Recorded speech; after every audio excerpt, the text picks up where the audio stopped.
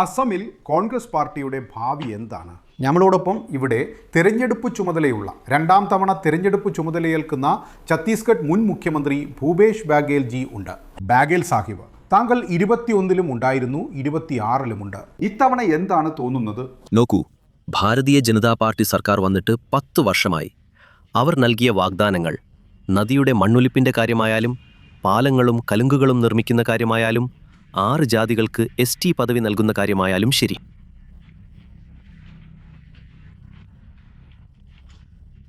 ഈ വാഗ്ദാനങ്ങളെല്ലാം അവർ നൽകിയിരുന്നു. പക്ഷേ ഒന്നുപോലും നിറവേറ്റിയില്ല. തേയില ഗോത്ര വിഭാഗക്കാരുടെ കൂലി വർദ്ധിപ്പിക്കുന്ന കാര്യത്തിലായാലും ശരി, ഈ നൽകിയ വാഗ്ദാനങ്ങളൊന്നും നിറവേറ്റപ്പെട്ടില്ല. എന്നാൽ അവർ തെരഞ്ഞെടുപ്പിന് തൊട്ടു മുമ്പ് 40 ലക്ഷം സ്ത്രീകളുടെ അക്കൗണ്ടിൽ 3600 കോടി നിക്ഷേപിച്ചുവല്ലോ.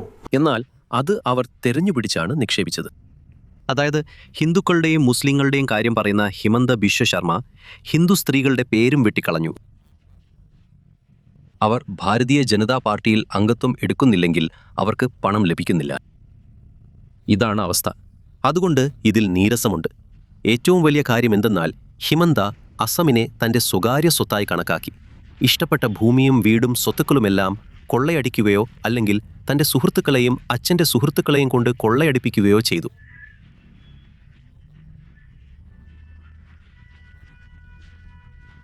വിഭവങ്ങളുടെയും സ്രോതസ്സുകളുടെയും കാര്യത്തിൽ കോൺഗ്രസ് പാർട്ടിക്ക് BJPയുമായി കിടപിടിക്കാൻ സാധിക്കുന്നുണ്ടോ?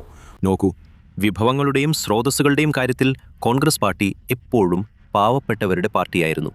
ഒരിക്കലും പണത്തിന് പിന്നാലെ പോയിട്ടില്ല. ഇത് ആശയധാരയിൽ പോരാടുന്ന പാർട്ടിയാണ്. ഭാരതീയ ജനതാ പാർട്ടി തീർച്ചയായും വ്യാപാരികളുടെ പാർട്ടിയാണ്. അത് പണത്തിന്റെ ബലത്തിൽ തെരഞ്ഞെടുപ്പ് ജയിക്കുന്നു, അല്ലെങ്കിൽ ജയിക്കാൻ അറിയാം. അതുകൊണ്ട് ഞങ്ങൾ ഞങ്ങളുടെ ആശയധാരയെ മുൻനിർത്തിയാണ് പോരാടുന്നത്. ഇത് ഞങ്ങളുടെ പാർട്ടിയാണ്. കർഷകരുടെയും തൊഴിലാളികളുടെയും യുവാക്കളുടെയും സ്ത്രീകളുടെയും ചെറുകിട വ്യാപാരികളുടെയും പാർട്ടിയാണിത്. ഈ തവണത്തെ തിരഞ്ഞെടുപ്പ് നിങ്ങൾക്ക് എങ്ങനെയാണ് വ്യത്യസ്തമായി തോന്നുന്നത്? താങ്കൾക്ക് തോന്നുന്നുണ്ടോ കോൺഗ്രസ് പാർട്ടിയുടെ... നോക്കൂ, ആ സമയത്ത് ചില പ്രധാനപ്പെട്ട തെറ്റുകൾ സംഭവിച്ചിരുന്നു. ഉദാഹരണത്തിന് അജ്മലിനൊപ്പം സഖ്യമുണ്ടാക്കിയത്. അത് ഞങ്ങളുടെ അതായത് ഒരു തെറ്റായ തീരുമാനമായിരുന്നു. ഒരു നേതൃത്വവും ഉണ്ടായിരുന്നില്ല.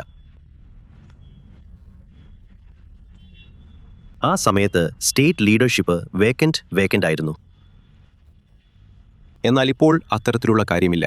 എല്ലാവർക്കും അറിയാം, അജ്മലിന് പിന്തുണ നൽകുക എന്നാൽ BJPക്ക് പിന്തുണ നൽകുക, ഹിമന്തയ്ക്ക് പിന്തുണ നൽകുക എന്നാണെന്ന്.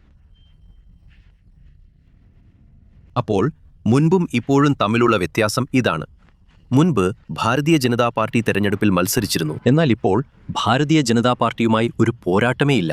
കാരണം അവർ തെരഞ്ഞെടുപ്പിലില്ല. ഇപ്പോഴത്തെ പോരാട്ടം യഥാർത്ഥവും വ്യാജവും തമ്മിലാണ്. യഥാർത്ഥ കോൺഗ്രസ്, വ്യാജ കോൺഗ്രസ്. യഥാർത്ഥ കോൺഗ്രസിന് നേതൃത്വം നൽകുന്നത് ഗൗരവ് ഗൊഗോയും വ്യാജ കോൺഗ്രസിന് നേതൃത്വം നൽകുന്നത് ഹിമന്തയുമാണ്. ഈ യഥാർത്ഥ വ്യാജ പോരാട്ടത്തിൽ ആരാണ് ജയിക്കുക? യഥാർത്ഥം ജയിക്കും. വളരെയധികം നന്ദി.